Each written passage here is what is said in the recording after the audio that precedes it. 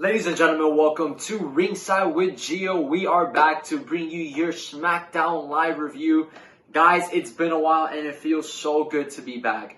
You know, these past 2 weeks have been so busy. 2 weeks ago, I was just covered all with finals, in which I did great and got all A's. Let's go. And last week, I had so much work. I had to work on Monday, Wednesday, and Friday. And as you all know, wrestling fans, Monday Night Raw, you know, Mondays. Wednesday, you got NXT and AEW, and then Friday, you got Friday Night Smackdown. I had to work those days, so I couldn't get a video out. I would have been able to watch the next day, but I'd rather give you guys a video when I'm actually able to watch the show live, so I could give you, the full 100% knowledge of what I saw on TV instead of just seeing it a day after and getting a review late.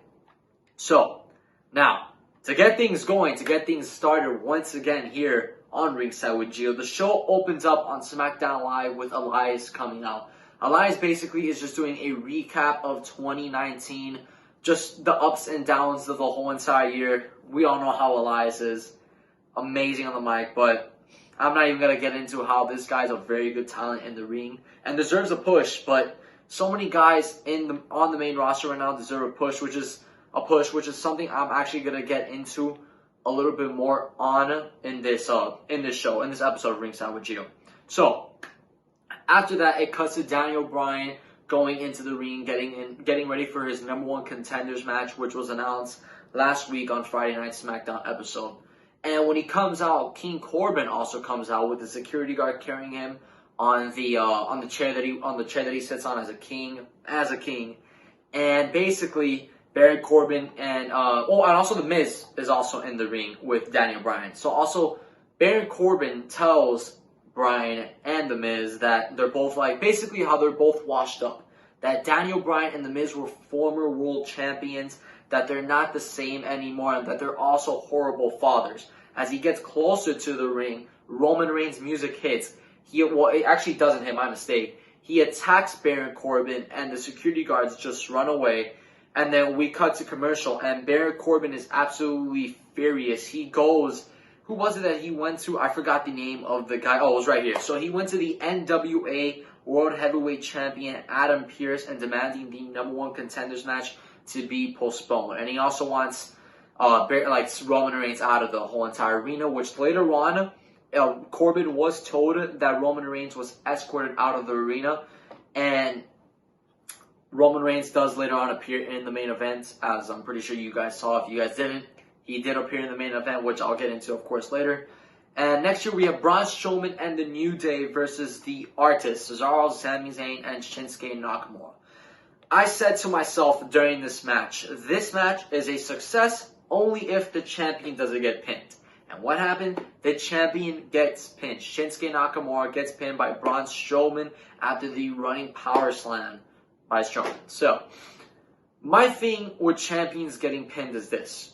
I'm okay with it happening, but it has to be on a rare occasion. Look how NXT does it. For example, NXT does it very rarely. So, when Velveteen Dream got pinned, I believe it was by Roderick Strong in that tag team match, you don't really see that much really happen in NXT. It's a rare encounter. It needs to be the same on Raw and SmackDown, and it's just not. You see it at least once a month, and once again tonight, we just saw Shinsuke Nakamura getting pinned by Braun Strowman.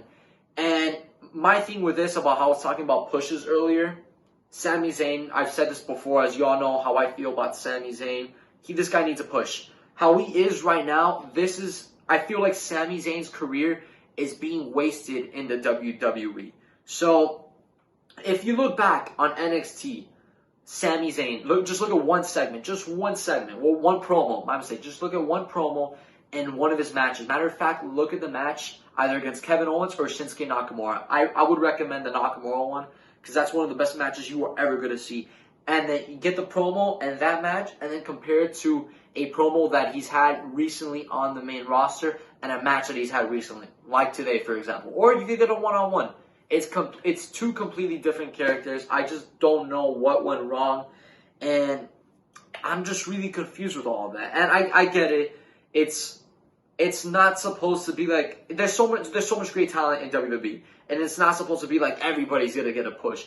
But guys like Sami Zayn, like that guy, we all know what he's capable of. Like I said, go back and watch NXT, the stuff that he has done there. I believe Sami Zayn is an unbelievable talent, and I really wish that everything would just change for him on the main roster. So what I think this should be how it is. I think Nakamura should turn on Sami Zayn, make it seem that he got annoyed by him, and then just completely beat him down, and eventually have Sami Zayn go back to being a babyface, and then beating Shinsuke Nakamura and regaining, well, not regaining, he's never won a championship on the main roster, but instead actually winning the Intercontinental Championship. By the way, the belt looks amazing. I absolutely love it. I love it. And just having him beat Nakamura and then getting that championship back, you know, in his arms. So, but is that going to happen? Most likely not, because we have Braun Strowman pinning Nakamura today. And this is another thing. Braun Strowman has never had really that main roster push. And, well, not even main roster push. What am I saying? He's never had a push with a singles title at all. He never has on Raw or SmackDown. And he's been in the ring with Lesnar, Samoa Joe, Seth Rollins. He's had a face-to-face with The Undertaker, Goldberg. He's been in big moments, but for some reason, WWE has kind of held him back from... He was getting lots of TV time prior to before where he was. I know he did deal with an injury recently, but still, everything has really slowed down for Braun Strowman. And he's not a great... Look, he's not a great in-ring performer. He's not. And I've been watching wrestling for 10 years already. I know wrestling when I see one. And I think he's a good wrestler, a really good wrestler, but he's not great. And at the end of the day, this guy has really good talent in the ring for his size. And that right there, I'll say that's great. But just in general, he's not really a great wrestler. But with what he has, he's done an amazing job. The size that he has, how big and buff this guy is. Like, he knows how to move around in the ring. And he looks so athletic when doing so. And this is another guy that also needs a push on SmackDown. So, after that, we have Carmella versus Mandy Rose. Carmella wins here with a super kick.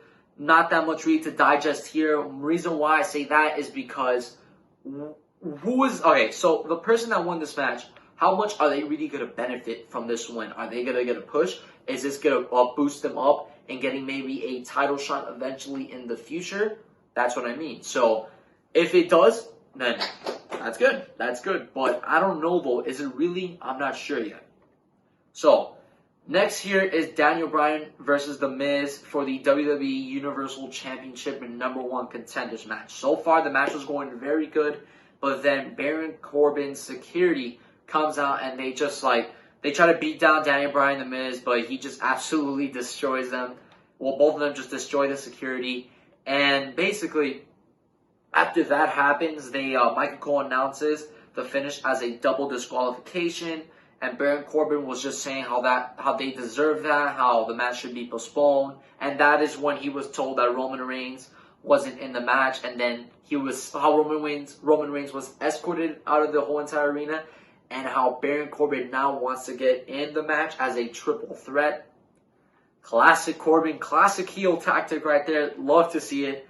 And next here, let me just say something. What they're doing with King Corbin, I'm actually a fan of. I think it's pretty funny.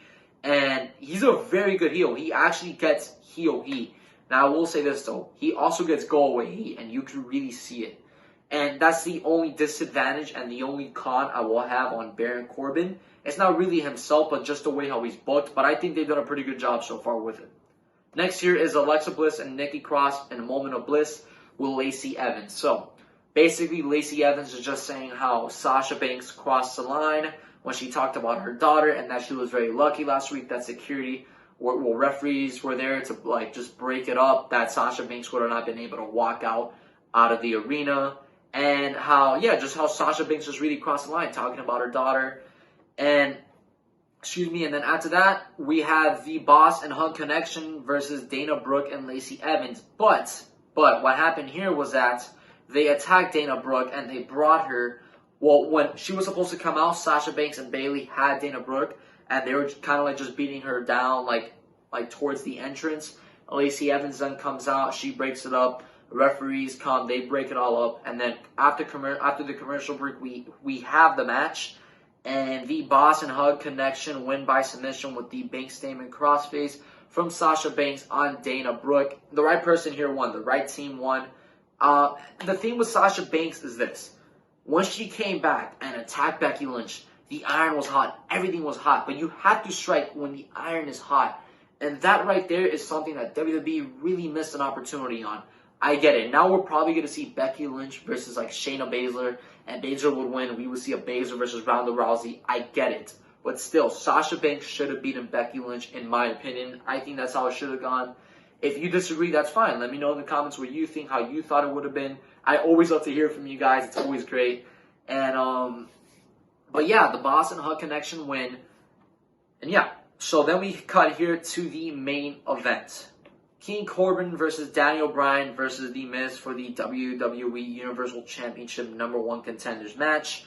So while this match, it's a pretty good triple threat going on so far. Matter of fact, it's a very good match so far.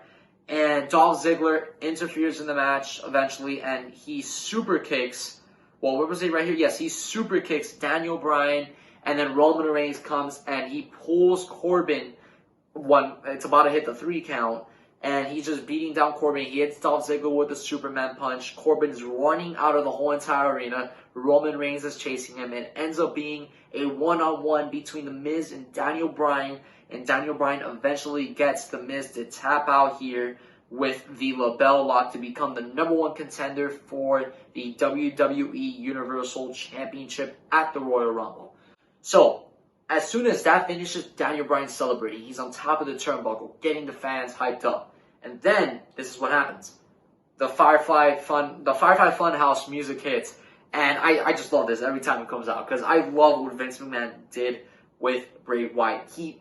Bray Wyatt, I remember before all this, see, there were so many questions about Bray Wyatt, but Vince McMahon delivered, and, you know, you got to tip your hat off to him. Like, he did a great job in making this character, and not only that, he has given them creative control, Daniel Bryan and Bray Wyatt, over the storyline, and you just love to see it. Thank you, Vince McMahon, because this is the best storyline right now in WWE. You could just see it. So now here we have Bray Wyatt just telling Daniel Bryan, how are you willing to do whatever it takes to beat the Fiend? And Daniel Bryan, with a simple response, the yes chant with the whole entire arena also in sync with Daniel Bryan with the yes chant. And that is how Smackdown Live ends. Ladies and gentlemen, I really hope you all enjoyed this episode. Give it a like, subscribe, notifications on, and leave a comment. What do you think about the episode? Do you think there should be maybe any improvements? Tell me. My Instagram and Twitter are also there. You can reach out to me on there. Maybe give me a follow. More followers are better. But yeah, guys, thank you once again for tuning in. And Merry Christmas, by the way. Hope you all are having a great, healthy holidays with your, with your beloved family. Make sure you guys are just taking it and enjoying every moment as possible, because these are the best days of the month, Well, the best month of the whole entire year, just the best time to be grateful for everything that you have. And once again, I'm grateful for all of you and being part of the family here. And yeah, guys, hope you all enjoyed. Take care.